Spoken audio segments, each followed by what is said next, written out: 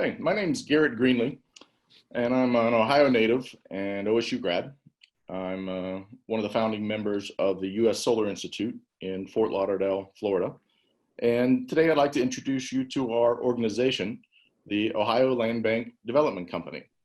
We're a land and management development company dedicated to the reutilization of land, energy production, and community renewal. What you're watching here is a transformation of a Cuyahoga County landfill. Our friends at Interlogics had a great project here in 2018, and it's a 4 megawatt solar array erected on top of a closed and capped landfill. This occurred between April and September of 2018, just to give you a feel of how quickly a project like this can develop. The Ohio Land Bank Development Company supports Ohio Land Bank in providing development expertise, services, and funding to transform properties from disrepair into clean energy production facilities. Our goal is to turn dormant parcel into revenue producing projects that can further enhance your ability to fulfill your project. Today, we're going to be introducing two of our key partners that we will be working with. And that will be Marathon Capital and BQ Energy. Now, along with other community leaders, independent investors, and other participants, we'll be presenting a very unique program that is designed specifically for the land banks here in Ohio. But this is where we're going to roll it out. Again, we're going to lay out a program that's going to allow each individual land bank to develop their own portfolio of parcels with projects in multiple stages of development and be able to pull all these projects together and provide revenue on each parcel regardless of the state of the project. It's a very innovative concept, and you'll see in Ohio, we're targeting really because of the potential that we have in this state. Currently, our friends at the Solar Energy Association, or SEIA, they pulled together very accurate information. These are their current figures. And in Ohio, we've got just under 300 megawatts currently installed. We're only about 30th in the nation, but even with the small numbers, we're still providing about 7,200 jobs here in Ohio. We are ranked 16th in the nation for growth projections, and that's really what we're going to talk about here today. So everyone knows that renewable energy is really coming to a head in the next few years, from corporate initiatives to federal incentives. It's either going to be, Trump's infrastructure revival or Biden's Build Back Better. But in the next few years, the entire industry is bracing for a lot of growth in renewable energy, and particularly in solar.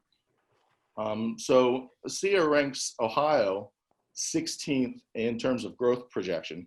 And just to put some numbers to that, that's about 1,600 megawatts that they're projecting. And that's between the existing projects that are going on to potential projects that are slated for Ohio, including this type of innovative program. And I think with good participation, we could even eclipse those numbers. Just to give you a little perspective of where that would put us, currently in Ohio, we have 2 nuclear powered facilities, and those facilities, formerly First Energy, they are producing about 2,100 megawatts of power. So it would be very fitting, I think, if we can ramp up solar production into the 1,000 to 2,000 megawatts and really help out the Ohio grid here in the next 5 years. Part of the big emphasis on Ohio is not only do we have the federal incentives that are looking very favorable, but we also got a unique situation that provides some synergy, and that's the potential upcoming House Bill 6 repeal and replace.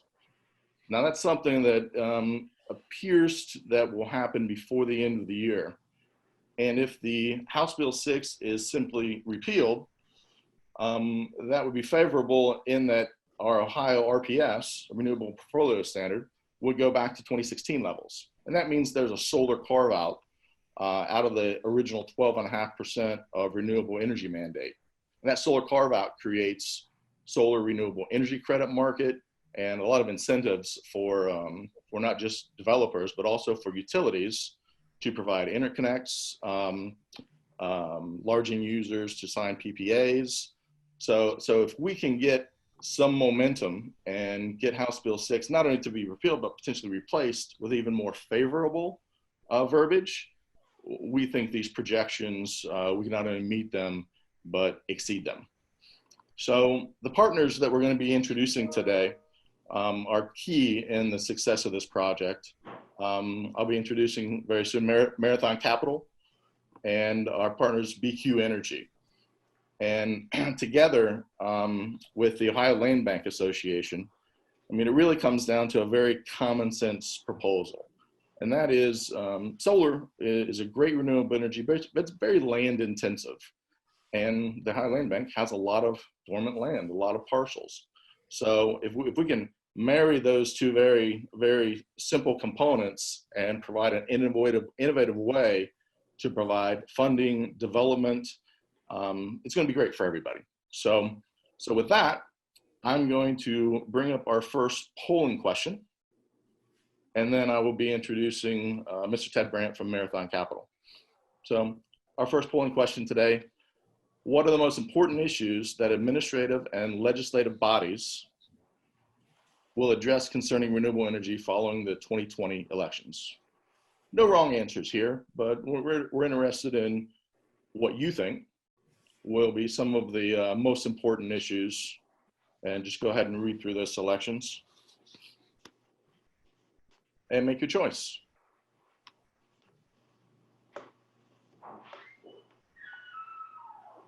Okay. All right, with that, it's my pleasure to introduce Mr. Paul Brandt with Marathon Capital. Paul is the CEO and one of the founding members, and it's my pleasure to bring him on board and have him give you an introduction to his company. Ted? Thank you, Garrett. This is Ted Brandt from Marathon Capital. And I won't bore you all too much, but we are the largest independent investment bank across the clean and low carbon renewable energy sectors. Can you keep going through the pages, please? Thanks. This is a busy slide, but we've been in business for about 21 years. We have had the pleasure of being involved with about 200 different significant transactions. And our company does three things. We raise capital. We at all portions of the capital structure, largely for developers, for owners of assets, and or very, very large utilities. We also do a huge amount of M&A that we're typically involved with buying and selling of assets, and finally we also do a significant amount of project financing. And I just would say that we are very excited about this idea. We go to the and again, these are our service offerings. We'll so I think page through this, and just some bios. We are very excited about this idea. We think that as we look at the world and look at the dynamics in Ohio, and think about sort of the notion of land bank and a lot of brownfield type of stuff, what it takes typically to make an economic project is four ingredients. It's typically land, It's somebody that will buy the electricity. It is a transmission line to the extent that that buyer is not, right there, which is called an inside the fence deal. There is some transmission access that you can move the kilowatts from point A to point B, typically to some type of a system that an AEP or a First Energy would be running. Lastly, you need permitting, and we are really excited to be sort of thinking about bringing development capital to this place and working with our other partners, especially BQ, who has real expertise in this area, really think this could be something great for the land banks, because you guys could end up with a tenant on otherwise vacant land, which is called a power plant, and Ohio ends up with more clean power. And as a transplanted Clevelander, we'd certainly like to help. Paul? Yes, thank you, Ted. If you could hit chart 15, that'd be great. This is probably a little bit blurry. This is my background. My name is Paul Curran. I'm the managing director of BQ Energy. And I'm really here to tell you a couple of things, mostly to reinforce what Ted said about how do you put together a solar project on a brownfield or a landfill or other land that the land banks may have in their inventory. I'm looking to, in terms of background, I worked for Texaco for many, many years, and in that capacity, I almost accidentally built a wind farm inside of one of our oil refineries in Rotterdam. It was a neat project. The problem with wind energy oftentimes is finding a place to put it. Wind is very specific. You like high ridge lines, coasts, and so forth. And people don't like the way they look in many cases. By putting it inside one of our oil refineries, it just made a lot of sense. Nobody objected to the look.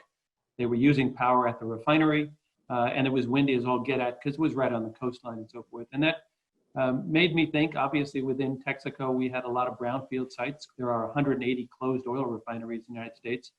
And so I set out in about 2002 and said, let's start up a company that would go looking for brownfield sites with the right type of infrastructure that would be able to develop into renewable energy assets.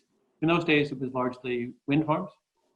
We eventually expanded into solar when the economics for solar became a little bit more attractive. Right now, we go about looking for those types of sites, and you've seen on some of the charts here what we do on landfills. This is a chart that shows a little bit of some of the projects that we're doing. But generally speaking, what we do is we go looking for projects. We're a medium-sized company in the sense that we go looking for projects that are somewhere in the neighborhood of 50 megawatts, maybe 100 megawatts. We do smaller projects, larger projects, but we're looking for 50 acres or so of land that we can do. We might have to go back a little bit on these slides. I'm not sure who's flipping them. So what we're looking for is land that we can redevelop and repurpose into a solar energy asset. The land is pretty much looking for real estate which is open. That is to say, we don't like buildings. We don't like trees. We can get rid of the trees, obviously, easily enough. But these are some projects now that you can see on your screen that are just kind of a cross-section, and we've done many more. A couple of wind farms, which I won't talk about on the left, but both of those are located on industrial sites. The one on the bottom in Lackawanna is a closed industrial site. It's a closed steel mill. The operating wind farm at the operating refinery in Rotterdam is still operating after 18 years now. 3 sites on the right are simply landfills and brownfields, typical of what you might have in the inventory within the land banks within your communities. The next slide, please, shows a little bit more of 3 projects which we're looking at right now. And I picked these just to kind of illustrate different things. The one on the top is very small, but it is a battery storage project. And you'll see more of that as we go forward. As I said, we started out as a wind company. We eventually added solar to our portfolio. And now we're seeing more and more battery storage. As Ted alluded to in his part of the talks, we try to tie into the grid. We try to tie into power lines that exist. More and more utilities are looking for secure power that they know will be there on those hot summer days. Solar is great for that, of course, but if it gets cloudy, we want to make sure that we have uninterrupted power coming out of the facility. So battery storage is a new technology compared to wind and solar, and it's something that we're working on quite a bit, and you'll see more and more of that in the projects that are being developed. But the second project is more in line with some of the sites that you might see in Ohio, and that's happens to be in Pennsylvania, but there's some coal ash ponds. These are sites that we're really excited about because they're located next to a coal-fired power plant. It's land that can't be used for just about anything else, but it's perfect really for a solar installation. So we're looking at these with Talon as our partners in Pennsylvania. 2 20-megawatt projects, so 20 megawatts would be roughly 100 acres in each location. And we'll be developing those next year. The third project is that I've highlighted is just a couple in New York that we built last year. And these are simply located, I'm mentioning these partially to tie into what Marathon is talking about, which is financing. More and more, there are more options for financing these. 15 years ago, this was a very difficult thing to finance because most banks were very uncomfortable with wind and solar. Today, it's an everyday type of system. It's a lot of hard work that has to go into it. But there are innovative ways that Marathon and others have led the way to bringing to the industry to get investors comfortable with how they can put together projects to make sure that these are built in a timely fashion. Next slide, please, is about Ohio. So BQ Energy has a relatively small portfolio, but you can see 260 megawatts. And I noted that Garrett in his introduction said there's going to be 1,600 megawatts of projects in Ohio. Well, there's going to be a lot more than that. If we have 260, obviously we're not a 20% player in the market. There's a lot under development, and there's a lot of need for these types of installations. I will say, in addition, a little bit of mixed math. A solar project only makes electricity when the sun shines. So it doesn't replace a nuclear plant of equal capacity. So the 260 megawatts of solar is a great start, but one-to-one, it's a different type of animal when you look at that. These 4 projects are illustrative of what we might see and what we can publicly talk about. There are others in Ohio, of course. The 50 megawatt projects are about 250 acres. The 3 projects on the top are coal mines, so reclaimed coal land that really can't be used for much else. It's clean land, it's flat land, and it is something that is reusable. Coal mines used to use a lot of electricity. Utilities rarely take down power lines, so it is something where we can tie into the old power lines, and that works well. The Swaco project down at the bottom there is a project which has been in the news a lot this summer down in the Columbus area. It says 60 megawatts on a landfill. That will be one of the largest landfill-based solar projects in the country. I won't go into the technical aspects. I know Garrett's going to talk about the Brooklyn Heights case study at the end of this. But I will say that what we're looking for on these sites is we need, as I say, for us, we're looking for about 50 acres per project. It has to be clean. So the solar project really can't pay for the remediation of the site. As a matter of fact, the solar project will want an indemnification for existing pollution, which is in the ground. The EPA, the OEPA, both understand this type of system and have both been great partners in working through on brownfield, even Superfund sites in some locations.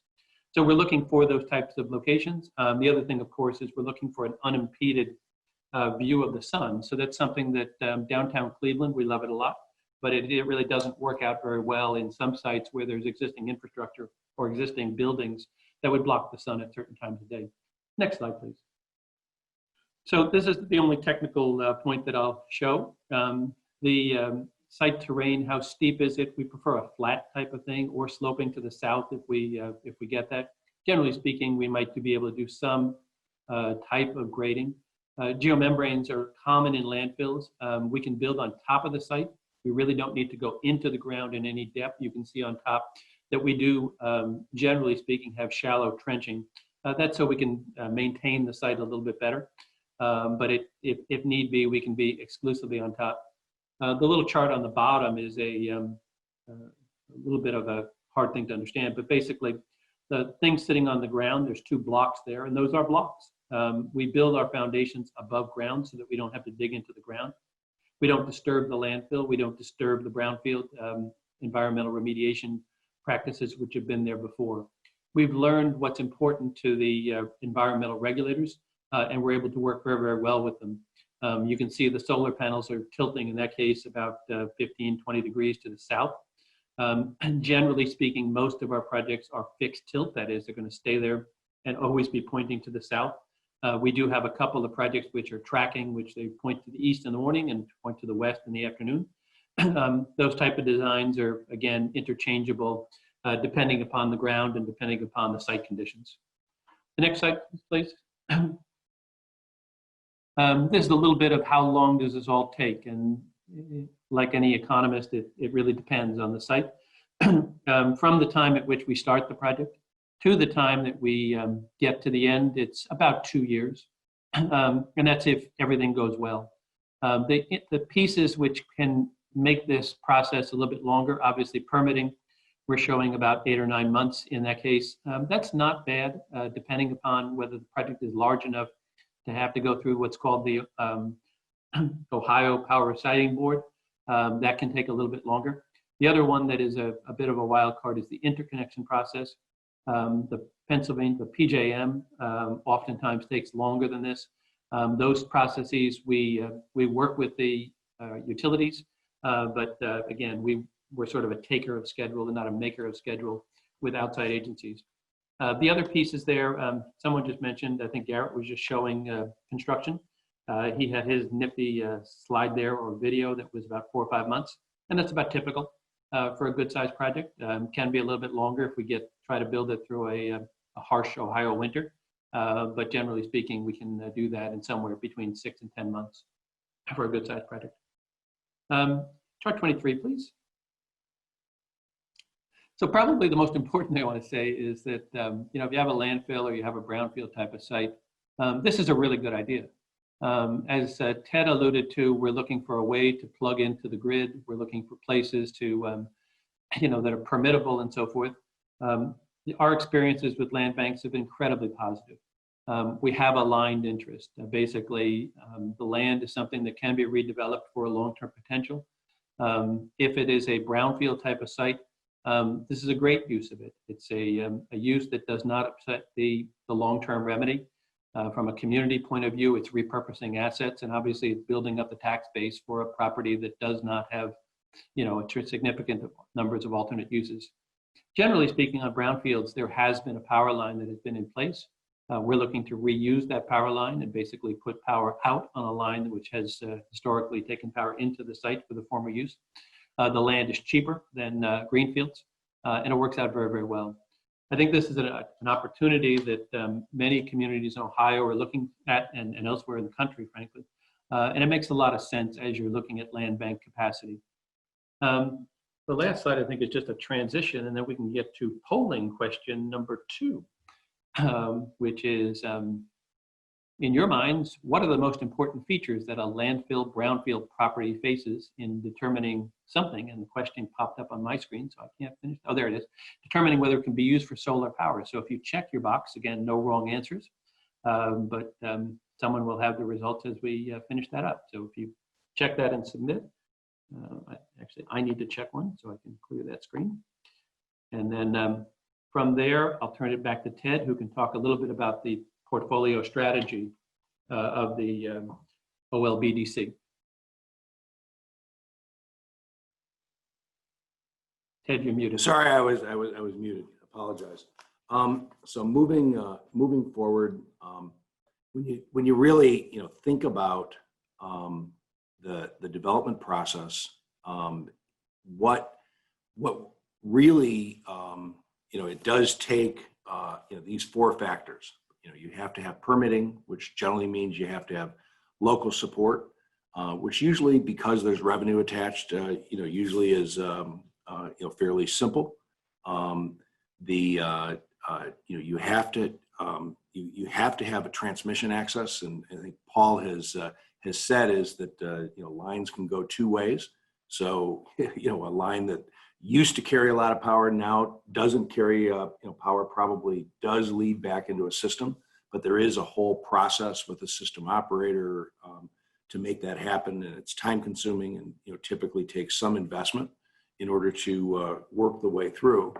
But at the end of the day, the 2 things that the various land banks should have that you guys could really be helpful on to make this a reality is control of land which, we know, that is, something that you have, and, the willingness to, rent it out on a long-term 30, 40, 50-year, type of a lease. And the real key is the off-taker.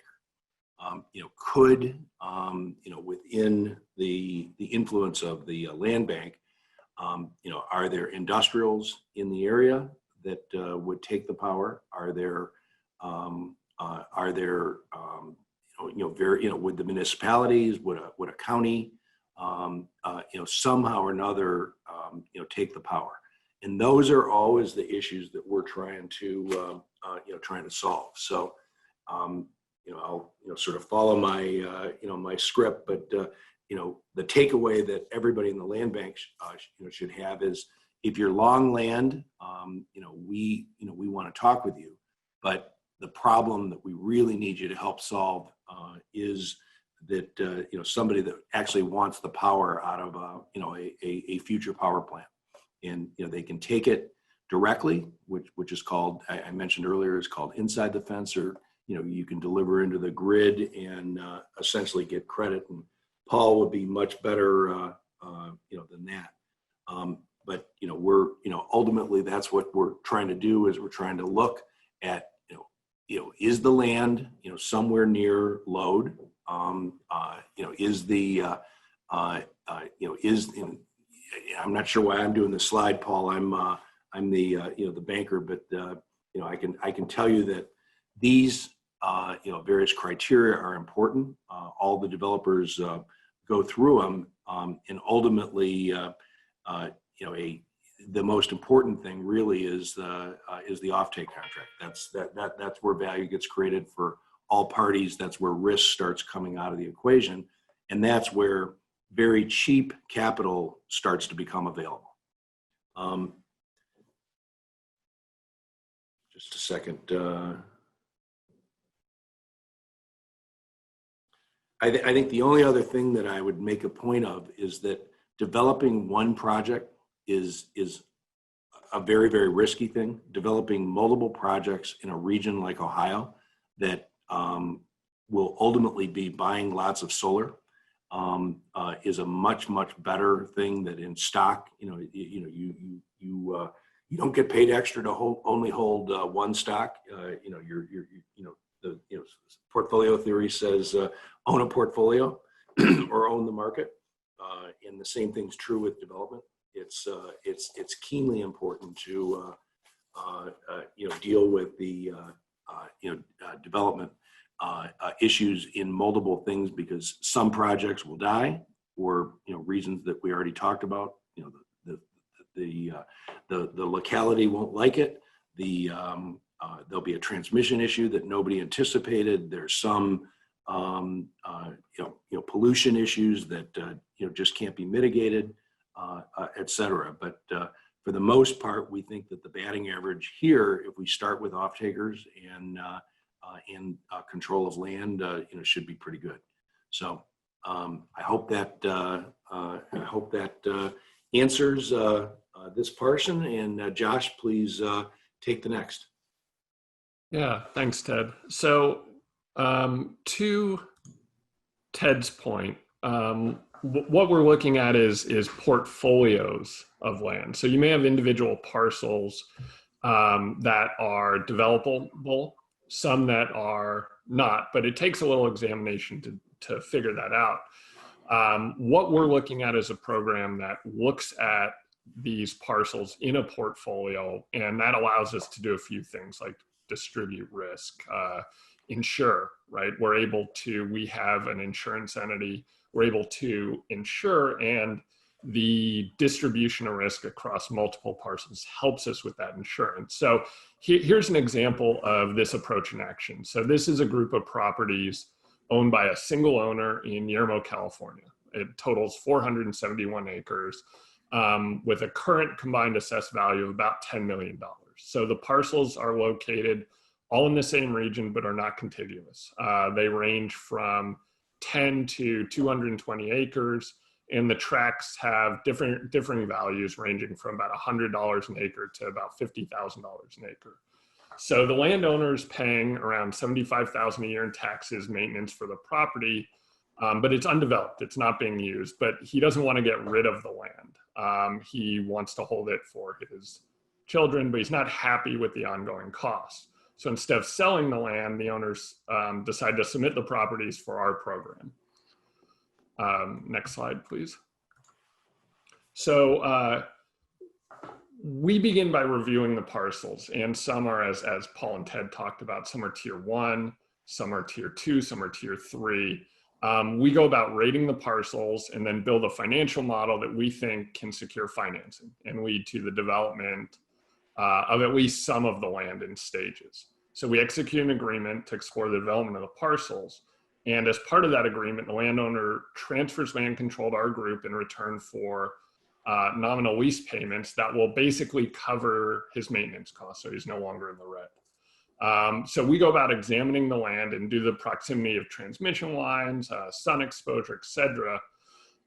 Only one of the parcels, the largest one, we believe is appropriate for immediate solar development. So in next slide, please. So we go ahead and we begin the development process for Yermo 3, and we do that as our expense, and we go about securing the financing, the insurance, et cetera. So as we mentioned, we've got development teams, we've got the financing, we've got the insurance, we have the whole program together.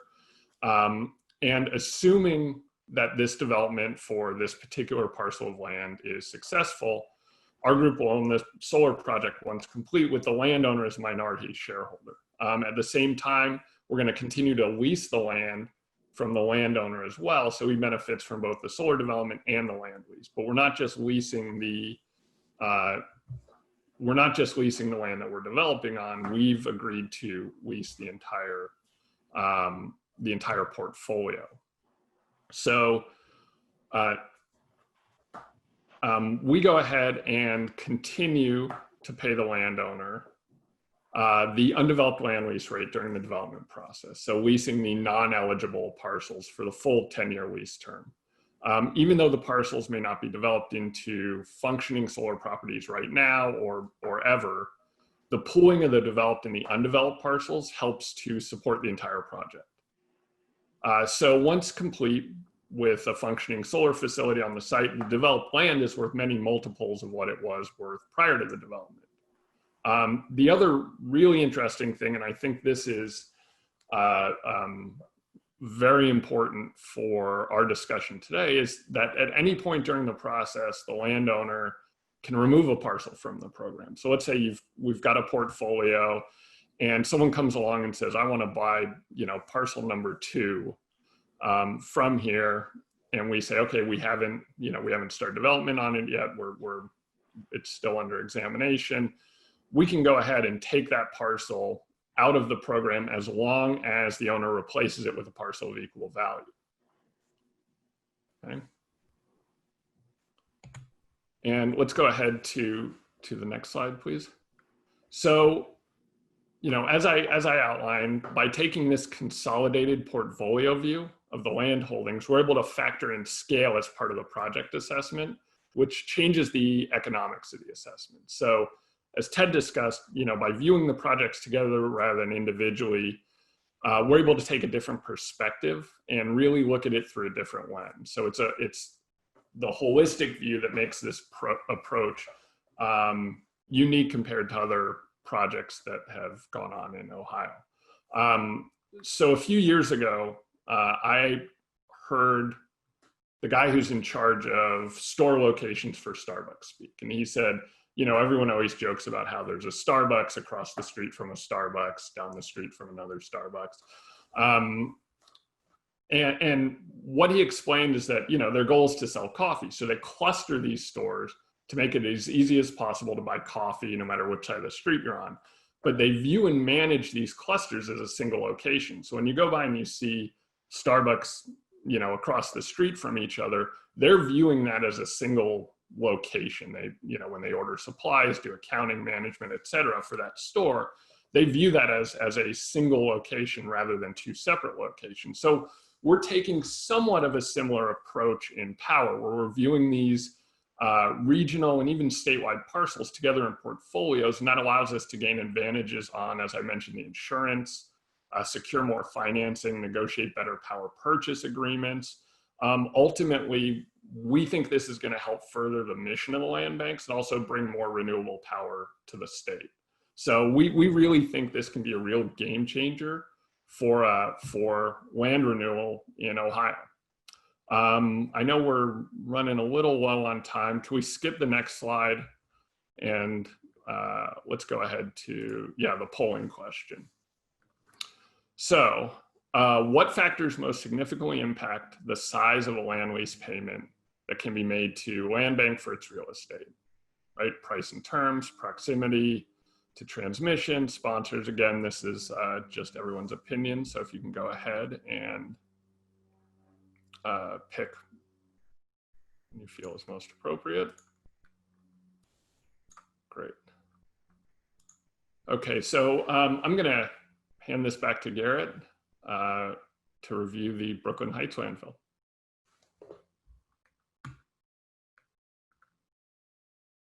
Thanks, Paul. So we thought we'd take a minute and give you an example of what this would look like in practice, potentially. This is a undeveloped landfill that we took a look at in Cuyahoga County. And this is part of the process that we would go through to do an assessment to essentially assign a tier rating to this parcel. The tier rating would have multiple factors, like Ted had mentioned, access to power lines or substations. Paul was talking about brownfield and landfill sites.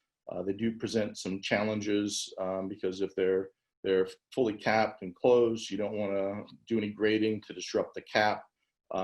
So in this case, for instance, even though the entire site is 40 acres, we're only going to be able to place solar on about, looks like about 15 acres of this site. So when we go through the assessment, we'll actually look at what the solar array will look like. And out of those 15 acres, we're going to get about 4 megawatt of AC generated power.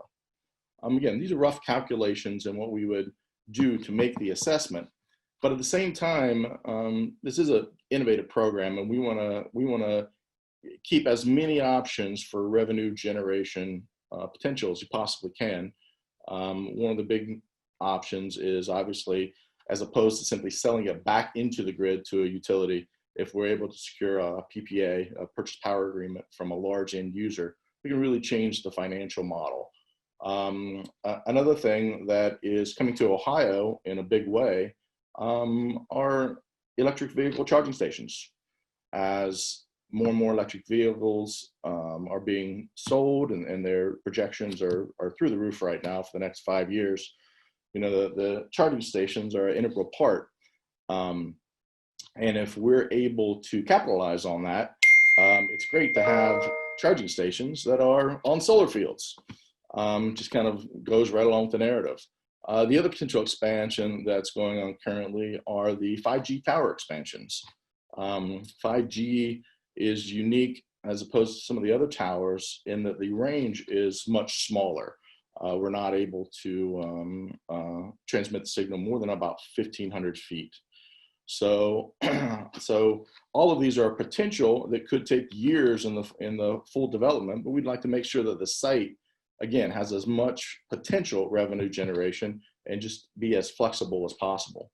So just to take you through some of the economics, with 4 megawatts of power generation, we put in a nominal utility rate of about 30 megawatt hour, $30 per megawatt hour, which would be similar to about 3 cents per kWh. Power generation on this site, between the actual utility rate that we would have, combined with the Ohio solar renewable energy credits, what they're currently trading in about the $9.50 range, along with the upcoming House Bill 6 subsidy, which is about $9 per megawatt hour. You see the breakdown. that gets you to just under $300,000 in annual revenue for that site. And then obviously we would subtract out all the operational costs and finance charges, but the revenue that can be generated from just the power array can be substantial. And then when you take a look at potential in future years, or possibly even depending on the site, which again will be part of the tier rating analysis, if we can throw a 5G tower, or on this site, we would actually have 4 towers because of the size, or a EV charging station, you can see how the potential revenue continues to add up and multiply. And again, this would be totally dependent on the location, but with the land bank having so many varied type of parcels, just because a site maybe isn't 20 acres, but has potential for charging stations or tower expansions, that may throw it into a more desirable tier rating and a more desirable property to move it up in the rating system. So all said and done, this particular site would have the potential to generate over $500,000 of revenue every year. That'd be gross revenue, and that would be power generation, 5G towers, and EV charging stations all combined in one. So again, this type of analysis we would do on a parcel that is promoted by one of the land banks. And we would be able to do this assessment and assign a tier rating and really put together a portfolio for each individual land bank. And what our goal is going to be today is to direct your attention to our website to get more information and to show your interest. If you go to ohiolandbankdevelopmentcompany.com or just type in the initials OLBC, what you'll see is a simple landing page. And all this will do is capture the information and allow us to be able to reach back out and unroll this program and find out where the interest is in the state, find out which organizations and what type of parcel commitments, acreage, and really start in earnest to do some of these assessments and really get you some more detailed information above and beyond just a hour-long presentation, and really show you what the plan is to roll out. I believe we're going to have in the very near future a version of this presentation available for review. And if you want to pose any questions, to reach out to our organization that we're not going to cover here today, we'd be happy to publish those and get them back to you with the contact information that you provide. With that, any of our presenters, anything that we would like to add that maybe we didn't cover during the slides, and then we'll open it up to questions from all the attendees. Anyone?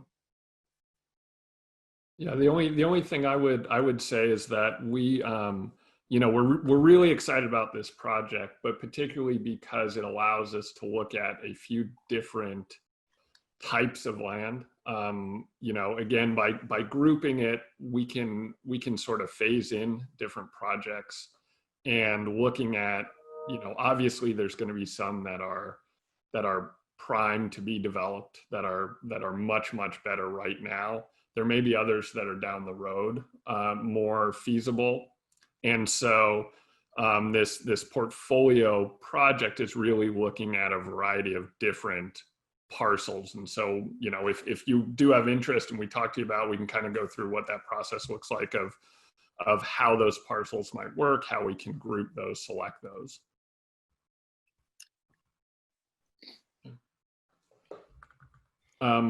So we've got questions here, Garrett. I don't know if we can start. So one of the questions here is, what typical remediation steps would be taken on a former landfill or brownfield to make it suitable for solar development? And I think, Paul, that's probably most appropriate for you, if you want to. Sure. As I mentioned, the solar project is not we're not in the business of remediating sites.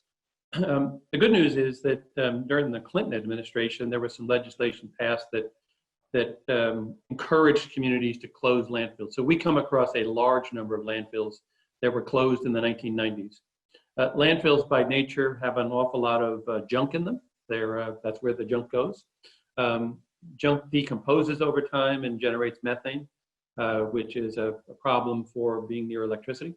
But that emission of methane and the remediation typically stops after about 10 years or so. So most of the sites that we see, including the Swaco landfill down by Columbus, were closed in the 90s. The generation of methane and further remediation work is really stopped by now, so that the land is stable and we can build on it without too much additional work. We do have to do additional testing to make sure that what I just said is true. We work with the OEPA or someone else in the community to make sure that we test all the landfill, but remediation themselves, assuming that the landfill is in good compliance with all of the regulators, very little additional work has to be done. As Garrett says, we do wind up in a number of places where some portions of a 30-acre landfill can't be built on because it's too steep and slope, or there's other problems.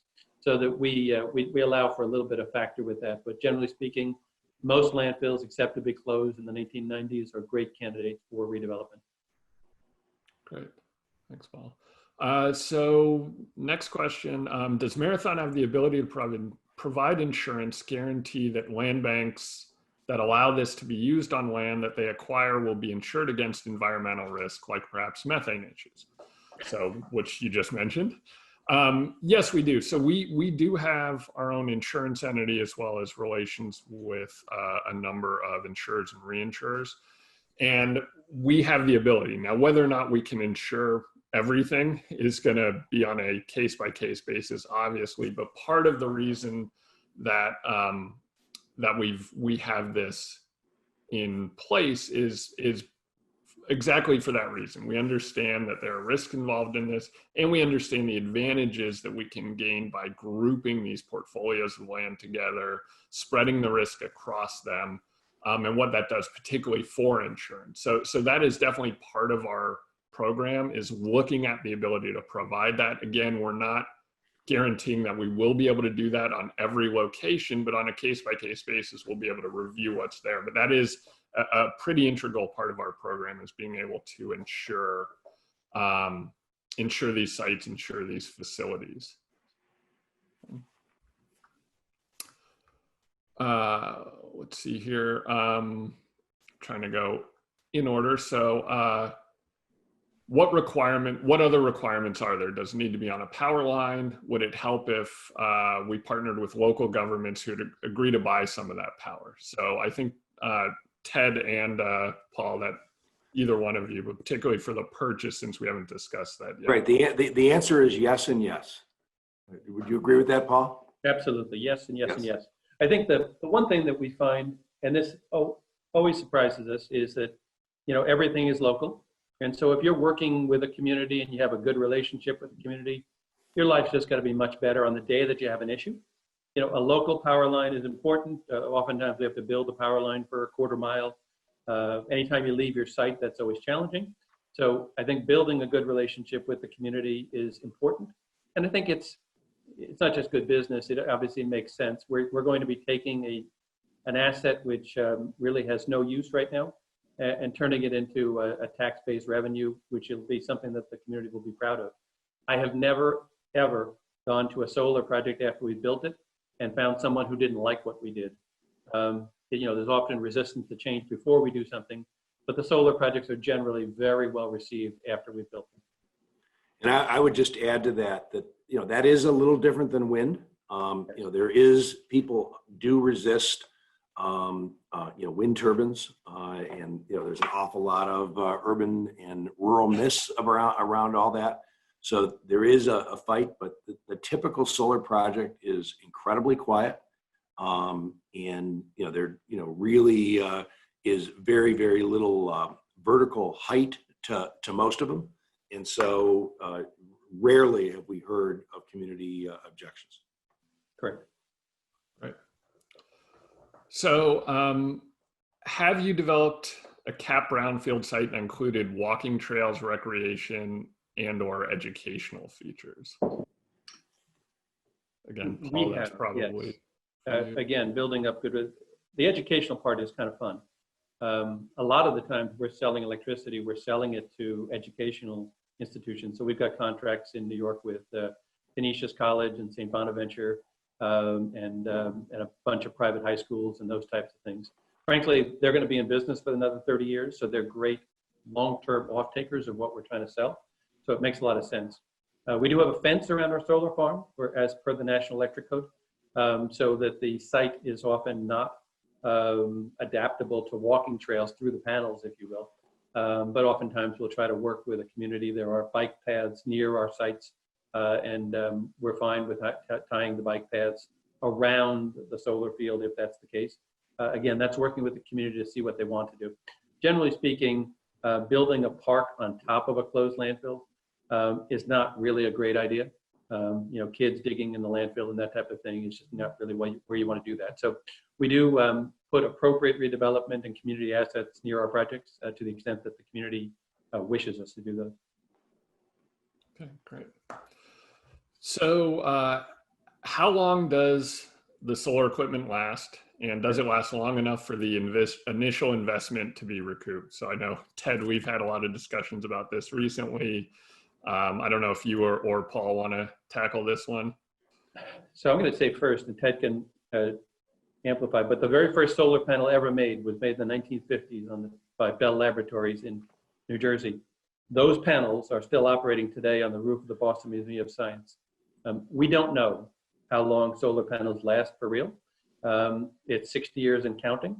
There are some panels which are replaced due to damage or due to, you know, the site wants to do something else, get a more efficient panel, that type of thing. But in terms of use of a panel on a site, these are permanent installations, and we would require a lease of at least 25, 30 years. Yeah, I think that's right. I will tell you that one of the limiting factors always is you know, how long that lease is, because that will limit the, you know, what is referred to as the residual value. But if the lease is, say, 50 years, or there's 25 years with you know, rolling options at the lessee's option, what you typically will see is in you know, buying and selling M&A land, people are typically analyzing these as 35-year assets with a trend of late to go to 40 years around some kind of an assumption of what's called repowering, where the inverters and some of the panels are replaced from time to time. Mm-hmm.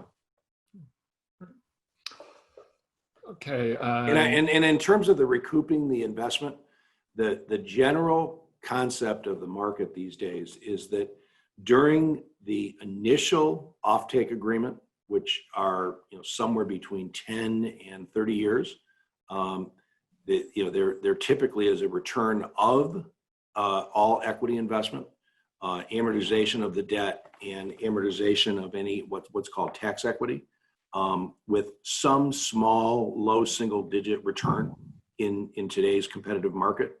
And then most of the excess return is what's called the merchant period. So if you have a 15-year contract, and then you're going to sell power right into the grid, you know, from years 15, the end of year 15 through, you know, years 35. That's where most of the return comes from. Great. This is a good question. Most of the examples were land that's fairly remote. Can land in a more urban setting work? So again, Paul, this is probably for you. You know, I would say one of the issues is size, right? Yeah. How much land you can get in an urban setting? You know, it's last week I was speaking at Houston Climate Week. We're developing a 300-acre landfill site 5 miles from Houston City Hall. It's unusual that there is a 300-acre landfill that close to Houston City Hall, but there is. There is no problem with, matter of fact, it's from an electrical point of view, the closer you are to load, the better. So this is probably electrically the best site in all of Texas. because all the power from West Texas is trying to get to Houston. Our site in Columbus is another good example. We're within 10 miles of downtown Columbus. So to the extent that the land is available, that's great. I will caution, however, that we do worry about shade. So to the extent that the land is going to be, even the land itself or adjacent land could have tall buildings, could have anything else that's going to create shade, we'll have problems with that. And then we've got a question here about the quality of the landfill. And I think by that, I mean, focusing on geotechnical issues on capped landfills, how critical is this factor? Several landfills being considered have questions concerning their stability, recognizing that not all landfills are closed equally. So time here heals a lot of wounds. In this case, generally speaking, I was once at a landfill in New York City where they said that it settled 5 feet over the course of a decade, but that's the first decade. So to the extent that a landfill has been closed for 20 years plus, as I say, most have, we're pretty confident that the settling has occurred and is not going to go any further. We do tests to make sure that's true. There are other sites which have been badly closed earlier. We've seen sites that are forested. Basically, trees have grown on the landfill surface over time, and those are problematic for us. But generally speaking, we have not encountered a landfill other than Slope, which is badly closed, and the state has allowed it to just sit badly closed, and we can't use it. There are certainly issues on some sites and landfills that we wouldn't touch, but I think generally speaking, most landfills closed in the 90s are good candidate sites. Great. And then there was a question about clarifying whether we can do it on 20 acres or 50 acres. I think when we were going through, mentioned probably a couple of different examples there as far as minimum goes. And this goes to Josh's portfolio discussion more than anything else, that if you have an isolated site and it's 10 acres or 15 acres, it's going to be difficult to do that. If you have a site that's kind of right next to another project, 10 or 20 is probably fine. We generally look at a site if it's kind of doesn't have a neighbor, doesn't have anything else. We would look at something and say, we'd really like to have 50 acres to get started. Other developers might have different standards, but to the extent that there was something that you could blend into the portfolio, as Josh alluded to, and it was a little bit smaller, that might be great. Yeah, I think that's a good point. Again, getting back to that Starbucks model, as we go through, having smaller parcels that are close to each other, near each other, helps with a lot of different aspects for both development, financing, everything else that goes along with it. So we'll kind of have to take those on an individual, a case-by-case basis. But I think that's probably a good discussion to have as we get into the specifics around anyone's individual portfolio. It looks like we probably have time for one more, and I think someone had just a question generally about the battery storage as opposed to solar, and I don't know if you can quickly sort of just delineate between the two, Paul, and discuss sort of what. Sure. Battery storage is what you think. So occasionally it's a bright sunny day, but the sun goes away for 15 minutes because of a cloud. The battery storage can kick in and make the power a bit more uniform. There are times, generally in the summertime on a hot summer day, that the utility really wants as much power as you can make. So the battery storage allows us to get a higher reliability product. It is still a costly option.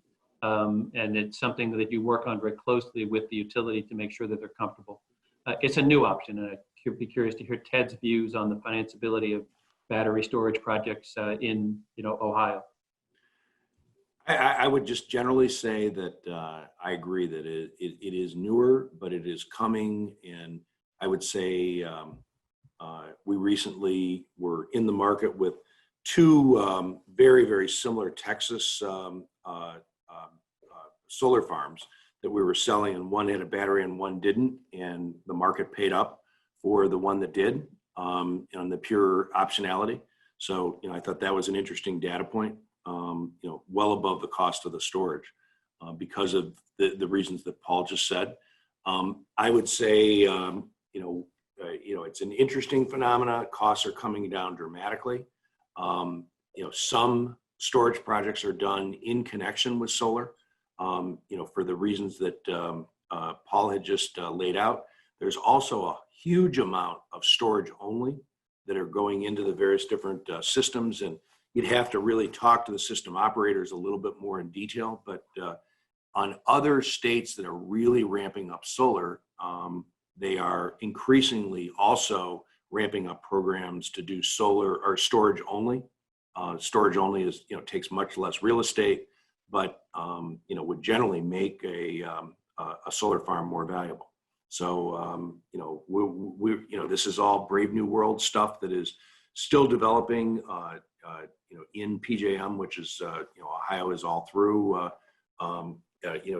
This is still very much developing in terms of the revenue model for storage only, but it's a very real issue, and hopefully over time, intermittent electricity coupled with storage will, and probably coupled with natural gas power, will continue to be pretty much the cheapest combination.